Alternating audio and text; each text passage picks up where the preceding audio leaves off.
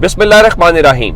लाखों करोड़ों दुरूदो सलाम मोहम्मद मुस्तफ़ा सल्लल्लाहु अलैहि वसल्लम और आले मोहम्मद पर। मैं हूँ उमर दराज गोंदल। एक इंतहाई अहम खबर, सब लोग नाराज थे या शिकवा कर रहे थे या शिकायत कर रहे थे या तनकीद कर रहे थे, और वो अली अमीन गंडापुर के हवाले से थी कि अली अमीन गंडापुर इमरान खान से मुलाकात क्यों नहीं करते। चलें, अफगानिस्तान जाने के लिए तो आपका पासपोर्ट ब्लॉक है, लेकिन वो उस ब्लॉकेज को छोड़ देते हैं। आप इमरान खान से तो कोई ब्लॉकेज नहीं है।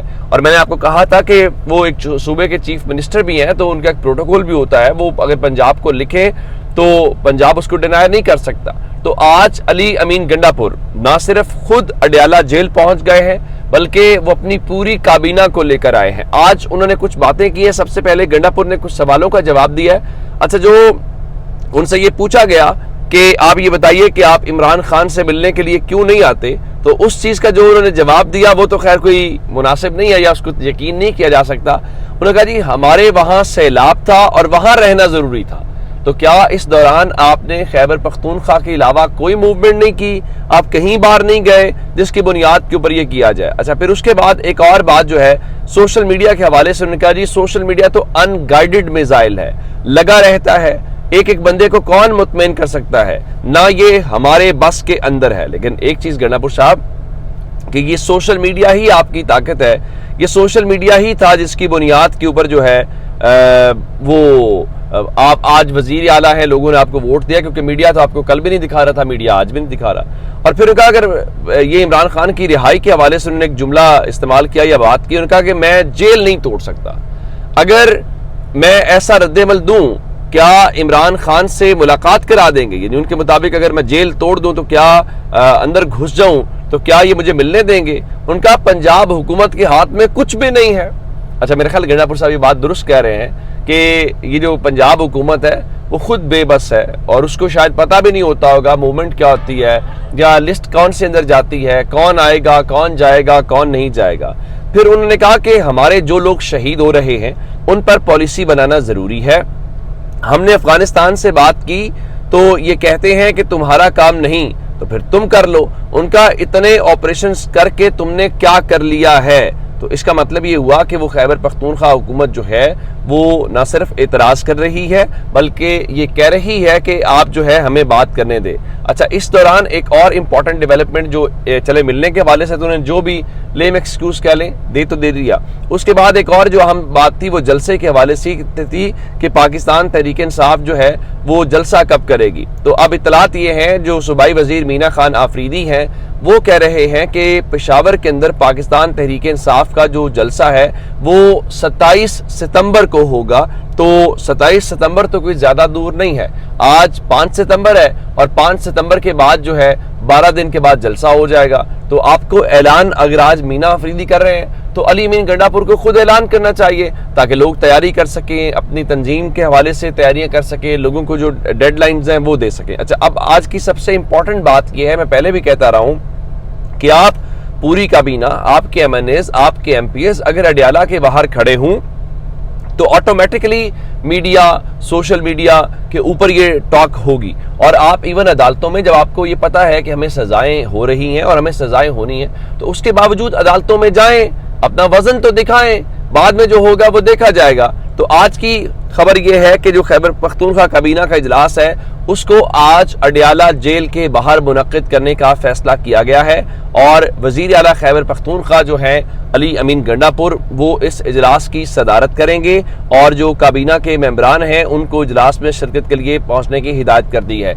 अब मेरे ख्याल से जब ये होगा ऐलान तो आपने कर दिया कि आप ये करने जा रहे हैं, असल बात ये है कि क्या ये अलामती इजलास होगा कि ये पता चले कि अली अमीन गंडापुर और उनकी काबीना के अफराद हैं, या ये वाक़तन लीगल जो ठोस जिसको कहना चाहिए कि जिसमें आपके सेक्रेटरीज भी बैठे हों, जिसमें मुतल्लिका तमाम हुकाम हों, मीटिंग मिनट्स हों, सब कुछ हो, तो उससे पता चलता है कि ये ऑफिशियल मीटिंग है, या फिर ये एक अलामती मीटिंग है सोशल मीडिया के उस प्रेशर को रिलीज़ करने के लिए जिसके मुताबिक गंडापुर कह रहे हैं कि वो अनगाइडेड मिसाइल है तो हर किसी को जवाब तो नहीं दिया जा सकता। तो मेरे ख्याल से ये भी ज़रा उसमें वजाहत होना या चीज़ों का पता होना ज़रूरी है। अच्छा, इस दौरान इमरान खान चूँकि अडयाला के اندر ہیں اور عمران خان کے اڈیالہ جیل کے باہر یہ سارے لوگ جمع ہیں، تو آج ایک دلچسپ قسم کی جو درخواست ہے وہ سپریم کورٹ آف پاکستان میں دائر کی گئی ہے۔ یہ درخواست عمران خان نے دائر نہیں کی، یہ درخواست پاکستان تحریک انصاف نے دائر نہیں کی، تو یہ درخواست کس نے پھر دائر کی ہے؟ یہ درخواست گلگت بلتستان کے ایک شہری ہیں جن کا نام قیوم ہے، انہوں نے یہ درخواست دی ہے، اور اس درخواست میں ان کا موقف یہ ہے کہ عمران خان کو اڈیالہ جیل سے منتقل کیا جائے۔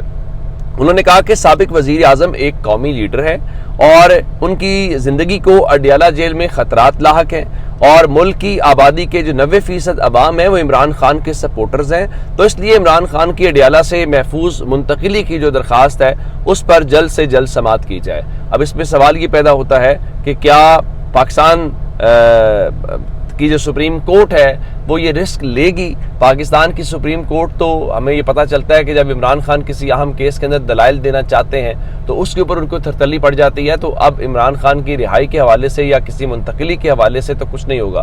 اور پھر محفوظ مقام کی منتقلی سے کیا مراد ہے؟ کیا وہ شہری نے یہ نہیں بتایا کہ عدالت ان سے پوچھے گی کہ آپ خیبر پختونخوا میں چاہ رہے ہیں، آپ کون سی جیل سمجھتے ہیں جو اڈیالہ اگر محفوظ نہیں ہے تو وہ محفوظ ہے؟ تو میرے خیال سے وہاں پہ چیز ذرا تھوڑی کلیئرٹی کے ساتھ آ جائے گی۔ اچھا جی، میں نے آپ کو کامن ویلتھ کی رپورٹس کے متعلق جو ڈراپ سائٹ سامنے لے کے آئی ہے مبینہ طور پہ اس کے متعلق بتایا تھا، اور چلیں مسلم لیگ نون اور باقی تو نہیں بول رہے، مسلم لیگ نون کو بولنا چاہیے، اور مسلم لیگ نون کو اب تک جتنے ان کے حوالے سے باتیں ہوئی ہیں ان کو چاہیے تھا وہ اب تک ایک ایک حلقے کے فارم 45 جو ہے وہ میڈیا کو جاری کرتے، یا کہیں بیٹھتے اور کہتے جی آئیں جس کو فارم 45 چاہیے، لیکن وہ تو اس طرف آتے ہی نہیں ہے۔ تو پاکستان تحریک انصاف نے کامن ویلتھ کی اس رپورٹ کے حوالے سے یہ کہا ہے کہ ہمارا مؤدبانہ مطالبہ ہے کہ کامن ویلتھ رپورٹ کو فوری طور پر بغیر کسی تاخیر اور ترمیم کے مکمل شائع کیا جائے، واضح کرے کہ کامن ویلتھ والے کی رپورٹ کب حکومت اور الیکشن کمیشن کو بھیجی گئی تھی، وضاحت دے کہ وقت پر عوام کے سامنے یہ رپورٹ کیوں نہیں لائی گئی، اور ان کا کہ کامن ویلتھ نے کہا ہے کہ یہ رپورٹ حکومت پاکستان اور الیکشن کمیشن پاکستان کو بھیجی گئی ہے۔ تو اب انہوں نے پھر ایک اور بھی سوال کہا کہ کچھ بنیادی سوال بھی ہیں کہ اگر یہ رپورٹ تیار ہو چکی ہے تو کامن ویلتھ والوں نے خود سے شائع کیوں نہیں کیا جیسا کہ اس کی روایت و ذمہ داری ہے، اور یہ رپورٹ حکومت اور الیکشن کمیشن کو کس تاریخ کو بھیجی گئی، اور انتخابات کے چند دنوں کے اندر جیسا کہ عالمی معیار ہے اسے پبلش کیوں نہیں کیا گیا۔ یہ پاکستان تحریک انصاف جو ہے وہ سوالات کر رہی ہے۔ سوال جائز ہے، سوال اس میں غلط نہیں ہے، لیکن میں نے آپ کو پہلے کہا تھا کہ جو اسٹیبلشمنٹ ہوتی ہے، چاہے وہ لوکل اسٹیبلشمنٹ ہو چاہے وہ انٹرنیشنل اسٹیبلشمنٹ ہو، وہ قانون کو نہیں مانتی، وہ کسی اصول کو نہیں مانتی، وہ کسی دلیل کو نہیں مانتی، وہ صرف اور صرف اپنے مفاد کو دیکھتی ہے۔ اس مفاد کے اکارڈنگلی لاز بنائے جاتے ہیں، اس مفاد کے اکارڈنگلی چیزوں کو اس طرح سے کیا جاتا ہے کہ یوں ہی لگے کہ یہ سب اس کے اکارڈنگلی ہو رہا ہے، لیکن تب ویسا ہو نہیں رہا ہوتا۔ اب جہاں تک بات ہے ہونے کی، تو آج کل وہ چونکہ فارم 47 کی بات جس طرح سے ہوئی تو ٹک ٹاک کی بات ہوتی ہے، تو آج حامد میر صاحب نے جو مضمون لکھا اس کا عنوان ہے ٹک ٹاک حکومت۔